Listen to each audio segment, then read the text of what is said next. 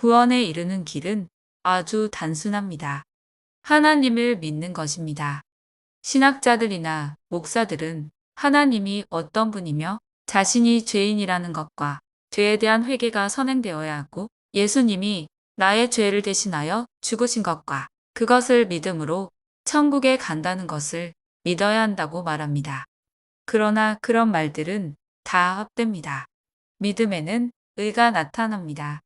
우리가 그것을 배워 알기 전에도 우리가 믿는 순간 하나님의 의가 나타나서 우리를 의의 길로 인도합니다. 구원은 신학자들이 말하는 조건을 알고 난 후에야 비로소 구원이 성취되는 것이 아니라 믿는 순간 구원을 얻습니다. 정확하지는 않지만 쉽게 설명하자면 당신이 신을 믿는 순간, 즉 신을 찾는 순간 신은 우리의 의지를 지켜주십니다. 우리가 어려울 때 신을 찾다가 다시 즐거운 날들이 계속되면 신을 잊어버리고 자신의 길을 갑니다. 그러나 우리가 간절히 신을 찾고 간절히 구하던 그 믿음을 기억하시고 좋게 보시며 그의 믿음을 유지시켜 주십니다. 바로 이것, 우리는 순간의 믿음이었지만 하나님은 그것을 선히 보시고 우리의 잠깐의 믿음을 지켜주십니다. 결국 하나님을 향한 믿음은 우리의 의지에 의해서 시작되었으나 그 믿음이 유지되고 확신에까지 이르게 되는 것은 하나님의 선물입니다. 하나님은 까다로운 수학 선생님이 아닙니다.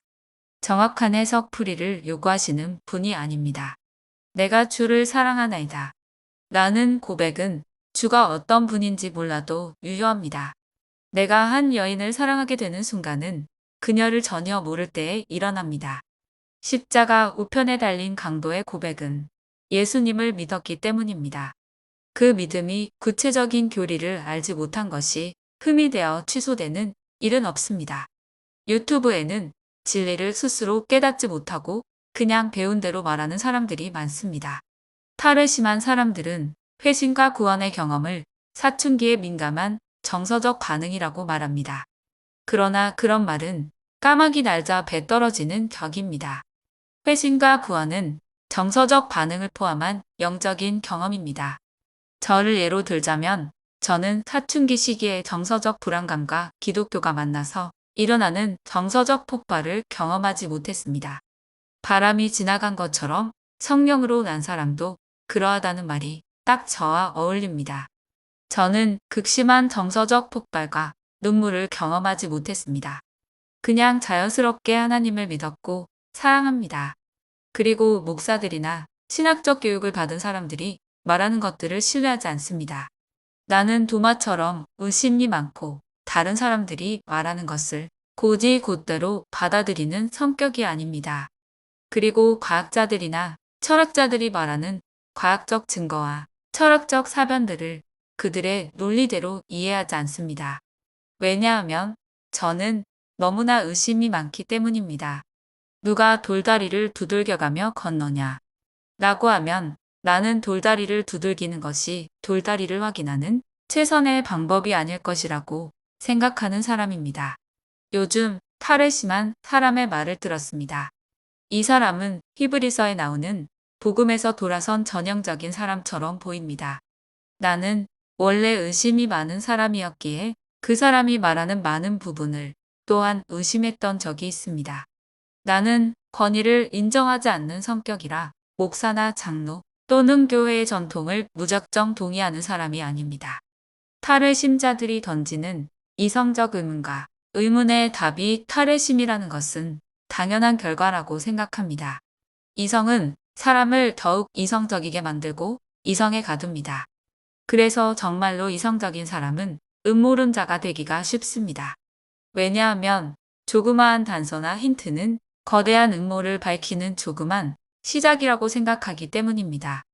그리고 하나씩 맞아떨어지는 사실들을 보면서 엄청난 거짓과 음모를 발견했다고 생각합니다. 그것이 바로 수천 년에 걸친 기독교의 거짓과 실상입니다. 처음에는 긴가민가 하다가 점점 심화 과정을 거쳐 기독교의 모든 것이 허위고 거짓이며 예수는 존재하지 않았으며 신은 없다고 말하게 됩니다. 우리는 지극히 이성적인 사람을 알고 있습니다. 바로 니체입니다. 그 사람은 지극히 이성적인 자신을 지극히 인간적인 사람이라고 말했습니다. 또 한 사람, 이성적인 사람이 있습니다. 그는 키에르케고르입니다. 유실론적 실존주의 철학자입니다. 니체는 미쳐서 죽었고 키에르케고르도 젊은 나이에 죽었습니다. 체스터턴은 오소독시라는 책에서 이렇게 말합니다. 이성은 사람을 미치게 합니다. 지극히 이성적인 많은 사람들이 정신병원에 들어가 있다는 것을 알아야 합니다. 이성은 사람의 머리에 온 세상을 집어넣으려고 하기 때문에 미친다고 말합니다. 맞습니다.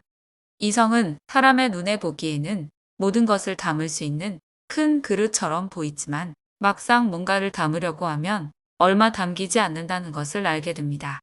그래서 지극히 이성적인 사람들은 이성의 배신감과 자괴감을 느끼고 자멸하게 됩니다. 미치게 되는 것입니다. 그러나 키에르케고르는 달랐습니다. 그도 이 세상을 지극히 이성적인 시선으로 보았습니다. 그러나 그가 깨달은 것은 이제처럼 초인이 되어 자신의 약함을 깨고 나와야 한다고 말하지 않고 자신의 절망적인 모습과 마주해야 한다고 말했습니다. 그리고 이성과 이별하고 신과의 조우를 주장했습니다. 그것만이 살 길이라고 생각했기 때문입니다. 이성적 믿음은 이성적 의문을 만듭니다. 이성적 의문에 대한 이성적인 답을 하려고 합니다. 그러나 모든 이성적 대답은 난간에 아슬하게 걸쳐 있는 물건처럼 위태롭습니다. 이성적 답변을 할 때마다 사람의 믿음은 점점 더 사라지게 되는 이상한 경험을 하게 됩니다. 신을 대변하기 위한 이성적 노력이 신에게서 멀어지게 하는 것입니다. 이것은 사람의 잘못이 아니라 이성이 가지고 있는 특성입니다. 이성은 수와 같습니다. 3 더하기 2는 5 이외에는 다 틀린 답이 됩니다. 이성은 하나를 뺀 모든 것을 부정함으로써 하나의 진리를 얻을 수 있습니다. 이성적 답변은 얻는 것보다 잃는 것이 너무나 많다는 것입니다. 그리고 이성은 동시적이지 못합니다. 같은 숫자들의 사칙 연산을 할 때 더하기와 빼기, 곱하기와 나누기는 그 순서를 정하지 않으면 다른 답이 나옵니다. 그만큼 이성은 입체적인 시각을 가지지 못하고 1차적이며 근시안적인 수준에 머문다는 것입니다. 쉽게 말하면 이성은 믿을 만한 구석이 별로 보이지 않는다는 사실입니다. 그러나 이성과 달리 믿음은 우리를 자유케 합니다. 그래서 이성이 믿음을 설명할 수 없고 이성은 믿음을 담을 수 없는 작은 그릇이라는 사실을 알게 됩니다. 탈을 심한 사람이나 믿음을 가지지 않는 무신론자들의 가장 큰 무기는 이성이고 가장 큰 함정도 이성입니다.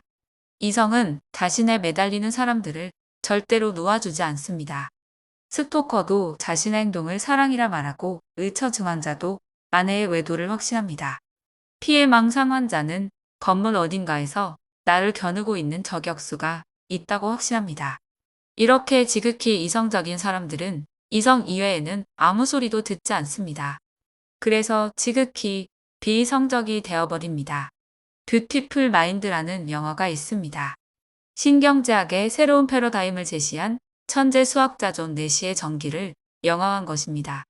1940년대에 혜성처럼 나타난 20살의 천재 내시는 프린스턴 대학원에 시험도 없이 장학생으로 입학하고 미녀를 둘러싼 친구들의 경쟁을 보면서 균형 이론의 단서를 발견하고 제2의 아인슈타인으로 학계의 스타가 됩니다.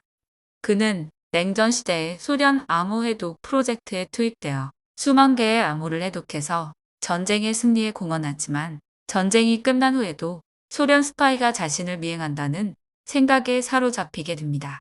이렇게 50년 동안 정신분열증에 시달린 존 내시는 이 모든 것을 이겨내고 1944년 노벨 경제학상을 수상합니다. 그의 천재성이 그의 영혼을 병들게 했지만 아내 알리사에 대한 사랑으로 자신의 영혼을 지켜가는 지극히 이성적인 인간을 보게 됩니다. 지극히 이성적인 사람은 쉽게 병이 듭니다. 그러나 믿음과 사랑은 그 병을 치유할 수 있습니다. 이성의 미로에서 빠져나오는 길은 더 예리한 이성이 아니라 믿음과 사랑으로 막힌 담을 헐고 자유함을 얻는 것입니다.